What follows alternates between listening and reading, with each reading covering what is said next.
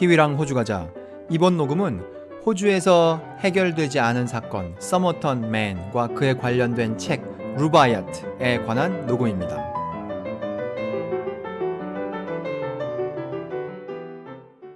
지난번에 토마스 제퍼슨에 관한 녹음을 하다가 거기에 책이 두 권 나왔었습니다. 하나는 코란이었고, 그래서 코란에 대해서는 그때 얘기를 했었고, 또 다른 책 루바이아트란 책에 대해서 잠깐 나왔었는데 제가 그때 그랬습니다. 언젠가 루바이아트에 대해서 따로 하겠다고. 그게 바로 오늘입니다. 그래서 이번 녹음과 다음번 녹음, 두 번의 녹음을 통하여 그 책 루바이아트에 대해서 할 것인데, 이 그냥 단순히 이 책을 소개하는 것이 아니라 이 책이 호주에 있었던 어떤 중요한 사건 혹은 유명한 사건, 미스테리 사건에 관련된 책이에요. 그래서 그 사건을 알아보는 과정에 이제 그 책을 알게 되는 것이죠. 이 사건은 그 토마스 제퍼슨 거기에서도 얘기를 했었지만 48년에 시작된 사건입니다.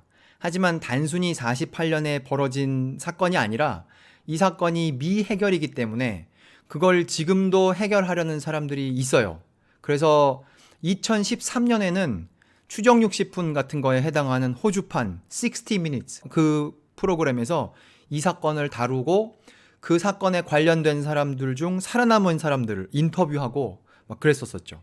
그리고 2018년에도 그 관련된 사람들 DNA 조사 결과를 발표하고 그러고 있습니다. 그러니까 이 사건은 시작은 48년에 되었으나 지금도 진행되고 있는 사건이라고 할 수 있습니다. 지금부터 하려는 녹음은 동네를 움직여가면서 할 것인데 우선 시작은 호주에서 할 거예요. 그러다가 호주에서 한참 하다가 이 중동으로 가야 됩니다. 그래서 중동에서 좀 하다가 이제 결국 뉴질랜드로 돌아오죠. 근데 아마 호주에 대한 내용이 전반부의 절반 정도 될 거예요. 그래서 그걸 이번 녹음에 하고 중동에 가는 것과 뉴질랜드로 돌아오는 것, 거기가 구체적으로는 지금의 이란인 페르시아인데 이것은 두 번째 녹음에서 하려고 합니다. 장소로 따지면 그렇고요.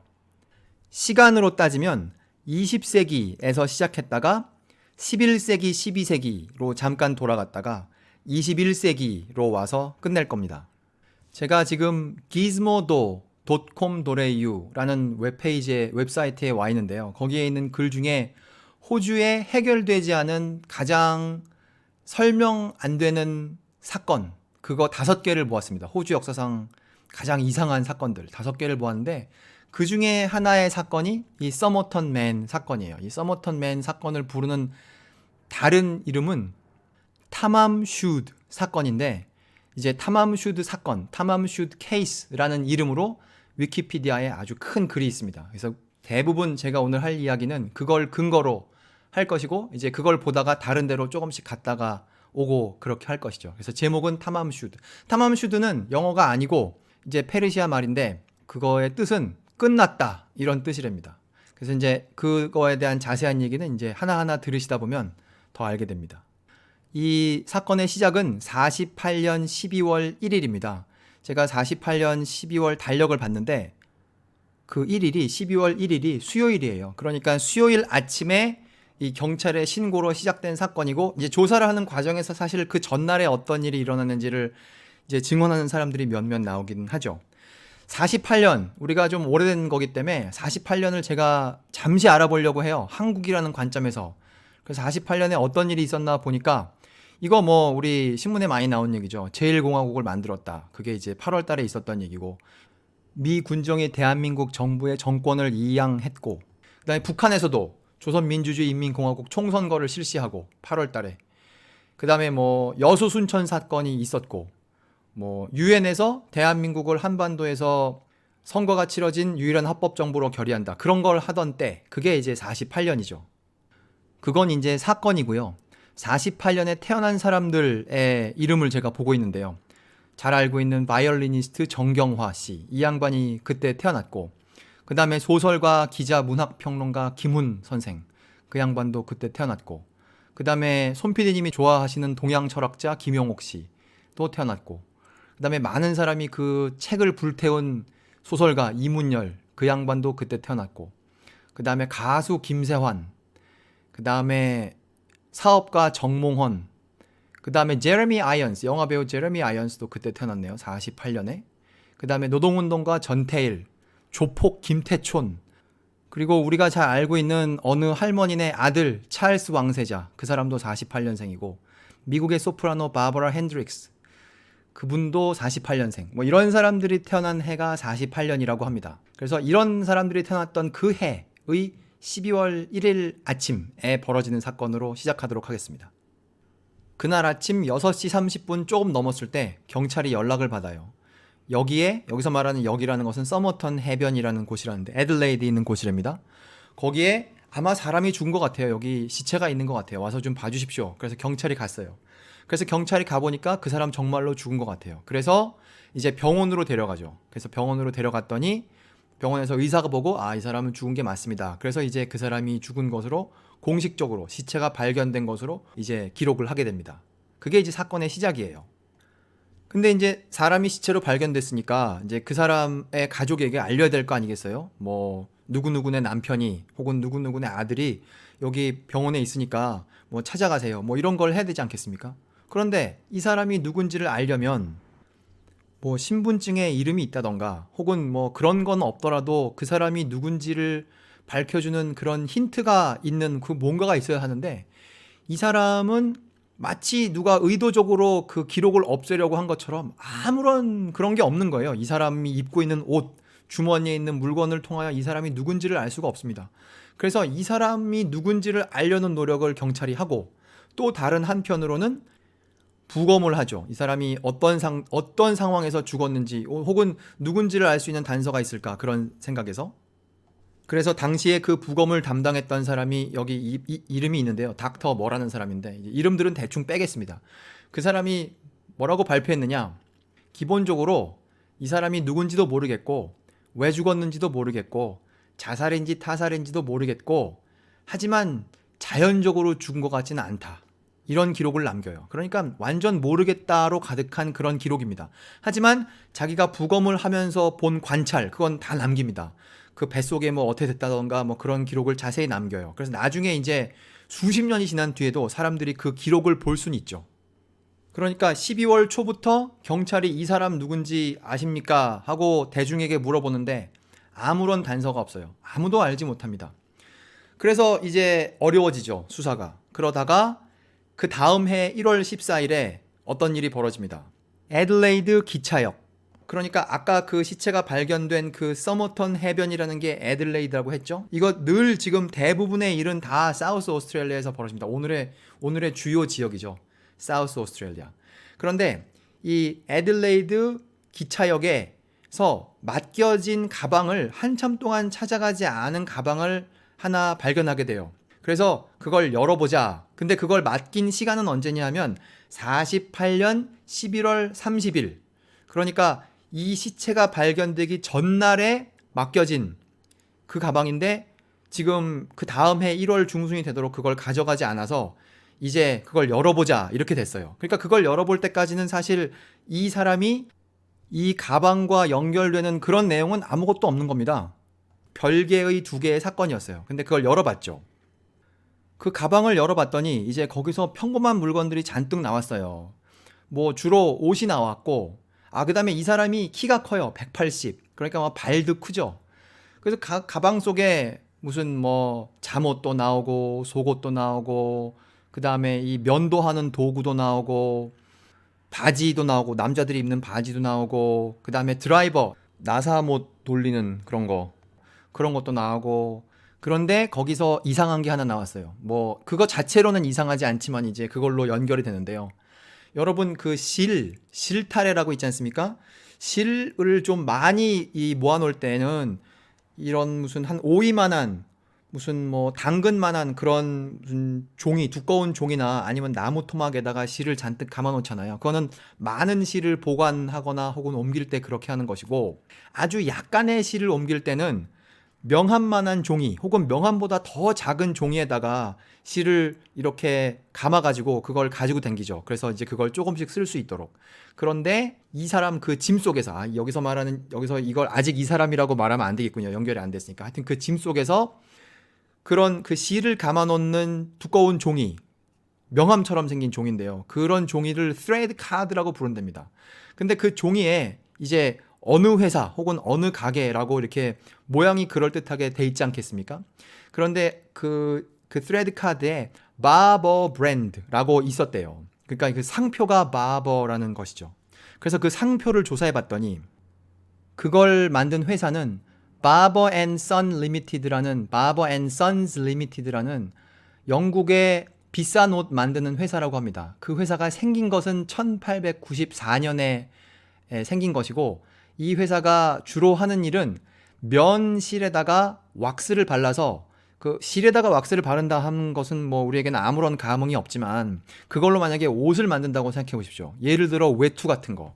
그러면 비가 왔을 때 이제 그게 물에 젖지 않고 조금 튕겨 나가겠죠. 그래서 오랫동안 그걸 비에서도 그걸 걸어 다닐 수 있도록 이제 그거 전문 회사인 거예요. 그래서 그거를 아주 비싸고 좋은 고급 그런 옷을 만드는 것이죠. 그러면서 이제 다양한 상품들을 거기서부터 만들기 시작했겠죠. 그 기술을 가지고. 그래서 이 옷을 입는 사람이 어떤 사람이 생겼느냐? 1974년부터 여왕이 이 회사가 만든 옷을 입게 되었고 그 남편인 듀크 오브 에딘버러가 82년부터 그리고 그 아들인 찰스는 87년부터 이 회사 옷을 입었다는 거예요. 그러니까 상당히 대단한 회사인 것이죠. 이 회사가 또 무엇을 받냐 하면 Royal Warrant to Supply라는 걸 받는데 Royal Warrant to Supply의 공식 명칭은 Royal Warrants of Appointment라는 것인데 이것은 나는 왕실에 납품한다 라는 그런 증명서랍니다. 근데 그거를 왕실에 납품할 때 저 여기 이거 있으니까 납품할게요. 그렇게 하려고 그걸 한 것이 아니라 나 왕실에 납품한다 라고 남들에게 말할 수 있는 권리를 주는 거랍니다. 그러니까 어디다가 자기를 소개할 때 나 왕실에 납품하는 누구누구예요. 혹은 뭐 어디 백화점에다 납품할 때 나 사실 왕실에도 납품하고 있는데 이 백화점에서도 받아주시죠. 이런 거를 할 수 있도록 왕실에서 한 페이지 써줍니다. 제가 그래서 그게 좀 재밌어서 그걸 따라가면서 보니까 15세기부터 이 왕실이 이런 거를 나눠줬고 그 업자들한테 그래서 그런 것들의 예가 사실 공개되어 있어요. 위키피디아에 가면 그런 견본품들이 올라와 있습니다. 그러니까 그 바버 앤 선즈란 회사도 이제 그걸 받은 회사인 것이죠. 그러니까 그 애들레이드 기차역에서 나온 가방 안에 그 바버 앤 선즈에서 만든 실이 조금 있었던 거예요. 그 카드에 그 종이에 감겨가지고 이런 종류의 실, 뭐 엄청 비싼 실이겠죠. 이런 종류의 실 당시 애들레이드에 많이 있었을까요? 여기 뭐라고 나오냐? Barber brand orange wax thread of an unusual type. 그러니까 흔하지 않은 종류의 오렌지 색깔 실에다가 왁스를 바른 그 바버 상품이 있는 그거가 여기 뭐라고 되어 있느냐? Not available in Australia. 호주에서는 살 수 없다는 거예요. 단순히 애들레이드에서 못 사는 것이 아니라 시드니나 멜번에 가도 이 바버가 수입된 그런 실이 없는 것이죠. 그런데 경찰이 발견을 합니다. 이 시체가 입고 있던 옷이 있을 거 아니겠어요? 그 옷을 자세히 조사해 본 결과 이 실로 그 옷에 어딘가를 바느질을 한 흔적이 있는 거예요. 바느질을 한 그 실이 남아 있는 것이죠. 그러니까 그 사람 옷에 있는 실과 이 흔하지 않은 실이 이 애들레이드 기차역에서 나온 것을 근거로 이거는 당첨이다. 이거는 연결될 수밖에 없다라고 경찰이 판단을 내렸어요. 그래서 그 가방 안에 있는 모든 물건은 이제 사건과 연결이 된 것입니다. 여기까지 들으면 뭔가 좀 좋아지는 것 같지 않습니까? 그러니까 경찰이 이제 물건을 잔뜩 손에 넣게 되었어요. 이 사람과 관련이 있는 물건을. 그래서 이제 그걸 근거로 이 사람은 누구인가를 경찰이 조사를 하고 한편으로는 그렇고 이제 또 공식 사인규명 조사라는 것을 또 이런 법의학 쪽, 이런 의학계 그런 거에 경찰과 손잡은 그런 사람들이 패솔로지스트라는 사람 나오는데 이런 사람들이 그 분야에 있는 사람과 합작해가지고 이 사람의 사인은 무엇인가, 왜 죽었는가, 자살인가 타살인가, 이 사람은 누구인가 그걸 잔뜩 해요. 그걸 한참 함에도 불구하고 그럼에도 불구하고 결론은 이 좀 많이 배웠다는 당시에 많이 배웠다는 사람들이 모여서 결국 뭐라 그러냐 모르겠다. 왜 죽었는지 알 수 없다. 뭐 그런 결론을 냅니다. 보고서로. 그러다가 이제 49년 6월이 됩니다. 49년 6월에 뭐 원래부터 잔뜩 조사했던 거지만 그 양복에서 조그만 종이 조각이 하나 나와요. 그 종이 조각에는 그 종이 조각 사실 그 이후에 되게 유명하게 된 종이 조각인데 그 종이 조각에 탐암 슈드라고 써 있어요. 근데 단순히 뭐라고 써 있느냐가 중요한 거라기보다는 뭐 그것도 중요하지만 그 종이가 반듯한 종이가 아니고 손으로 뜯어낸 것 같은 종이에요. 그래서 이 종이를 보고 경찰이 이게 어느 책인가에서 뜯어냈을 것이고, 그러다가 나중에 알게 되죠. 탐암 슈드라는 말이 이 루바이아트라는 책의 맨 마지막에 나오는 말이라는 것을 알게 되죠. 그래서 경찰은 이제 찾고 싶어 합니다.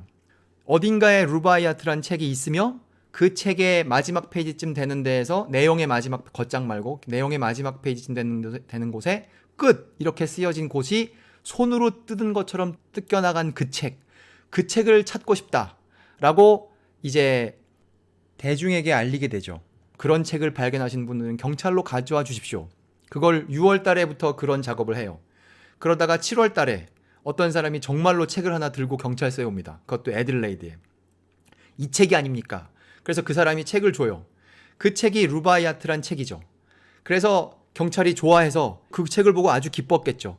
그 책의 맨 마지막에 그 끝이라고 쓰여져 였음직한 그 페이지를 열었더니 정말로 뜯겨나간 거예요. 거기 내용이 없어요. 그 페이지가 찍 뜯겨 비어 있어요. 그래서 이제 본청과 연락을 해가지고 그 종이, 그 시체에서 나온 그 종이를 여기랑 비교합시다. 그래가지고 단순히 그냥 눈으로 비교하는 게 아니고 이 현미경으로 엄정하게 조사합니다. 그 결과 결론을 내리죠. 맞다. 이 책에서 이 종이를 뜯어냈다라고 결론을 내려요. 그래서 그 책을 이제 알게 된 것이죠. 여기 이제 드디어 오늘의 주인공인, 이게 사람이 아니니까 주인공이라고 하면 안 되지만 하여튼 그 주요 품목인 책이 나왔으니까 책 얘기를 잠깐 하겠습니다. 이 제목이 루바이아트라고 했지 않습니까? 이건 뭐 영어도 아니고요. 이거는 페르시아 말인데 이 단어의 뜻은 네 줄짜리 시라는 뜻이랍니다. 그거를 지은 사람의 이름은 오마르 하이암. 제가 회사에서 어떤 이란 사람 데리고 내가 이거 녹음할 건데 이 발음을 해야 된다. 내가 할 테니까 맞는지 틀린지 해달라. 그래서 제가 도달한 발음이 그거예요. 오마르 하이함 이렇게 하면 된다. 그래서 제가 오마르 하이함 이렇게 하고 있습니다. 이 사람은 11세기, 12세기 페르시아에 살았던 좀 유명한 사람이에요. 그 사람에 대해서는 두 번째 녹음에서 자세히 하겠지만 좀 알려진 사람이죠. 그 사람이 쓴 이제 시인데, 그러니까 네 줄짜리 시가 수백 개, 어떤 사람은 1000개라고도 말하는데 그렇게 있는 거예요. 이 시가 물론 오랫동안 영어로 번역되지 않아서 이 서구 사회에서 잘 모르다가 19세기에 이걸 조금씩 번역을 하다가 에드워드 피츠제럴드라는 사람이 한번 히트를 칩니다. 이걸 번역을 해가지고. 근데 사실 뭐 이걸 잘 번역했는지 알 수 없어요. 뭐 지금은 어떨지 모르지만 당시로서는 그냥 이 사람의 말을 믿을 수밖에 없었죠. 이 사람의 말을 믿거나 안 믿거나 간에 이 속에 있는 내용이 굉장히 놀라웠던 겁니다. 참신했던 것이죠. 이게 왜 참신하냐 하면은 우리가 어느 사회를 보건 그냥 우리 한국 사람으로 생각해 보면 쉬울 것 같아요.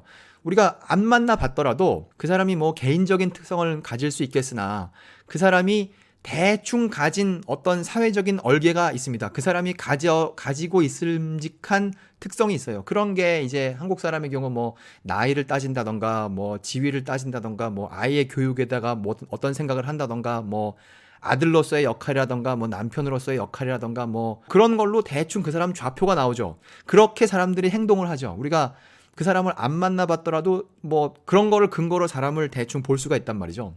이것이 번역된 19세기 사회에서는, 영어권 세계에서는 빅토리아 시대 이때는 그걸 사람들이 마음속으로 그걸 믿건 안 믿건 간에 대충 어떤 종류의 사회적인 생각을 가지고 살았느냐 하면 이승에서 여기 현실 사회에서 바른 생활하고 윤리에 맞게 바른 생활하고 그거 잘하면 나중에 천국 간다. 이거를 적어도 속으로는 그렇게 믿지 않더라도 겉으로는 그것을 부정하지 않는 삶을 살았던 것이죠. 근데 그 사람들이 이 11세기, 12세기에 페르시아에 살았던, 그러니까 전혀 기독교 세계랑 관계없는 다른 세상을 살았던 사람의 글을 보니 거기에는 뭐 그렇게 엄숙하고 바른 행동을 하여 천국 가자 그런 내용이 전혀 없는 것이죠. 뭐 세상을 즐기고 뭐 어떻게 보면 좀 허무주의 같고 뭐 그런 글들이 있으니까 그거를 굉장히 산뜻하다고 생각해서 이 사람들이 그걸 열심히 읽었던 겁니다. 아마 한국에서도 젊었을 때 장자 같은 걸 보면서 이게 새롭다고 생각하는 사람들이 있었을 거예요. 아마 그런 느낌이 아니었을까 제가 짐작합니다. 바로 이 부분, 이 책이 나타난 이 부분의 조사를 맡은 그 애들레이드 경찰이 있었습니다. 그 사람이 디텍티브 사전트 라이오넬 머라는 사람인데 이제 그 사람이 이 책을 받고 확인하고 이런 거를 통제했던 그런 거를 주도했던 그런 경찰이죠. 이제 그 사람이 기록을 잔뜩 남겼어요. 그러니까 이제 그 책은 이제 경찰 손에 들어왔으니까 이제 그 책에 있는 내용을 자세히 볼 수가 있기도 했고 거기서 정말 대단한 내용들이 나오게 되는데 이제 그건 좀 이따가 하고 그 책이 어디선가 출판됐을 거 아니겠습니까? 인쇄됐겠죠. 그게 뭐 전 세계적으로 그게 나왔을 테니까 그게 뭐 캐나다에서도 나왔을 수 있고 뭐 미국에서도 나왔을 수 있고 출판이 될 수 있었단 말이죠. 근데 만약에 이 책이 캐나다에서 나왔다면 이 키위랑 호주 과자의 관점에서 볼 땐 좀 김이 빠지겠죠. 저의 관점에서 이 키위랑 호주 과자의 관점에서 보면 어디서 이 책이 출판돼야 재밌겠습니까? 정답 크라이스트처치입니다. 뭐 꼭 크라이스트처치여야 할 필요는 없지만 뉴질랜드 어딘가에서 나와주면 좋죠. 그런데 다행히 이게 크라이스트처치에서 출판된 거예요. 출판사 이름은 당시 이름입니다. 지금 1940년대 이름이에요. 위트콤 앤 톰스라는 회사예요. 크라이스트처치에 있는 회사인데 이 회사를 사실 뉴질랜드에 사시는 분들은 이 회사를 잘 아십니다. 이 회사의 위트콤 톰스란 이름 자체로는 모르시죠.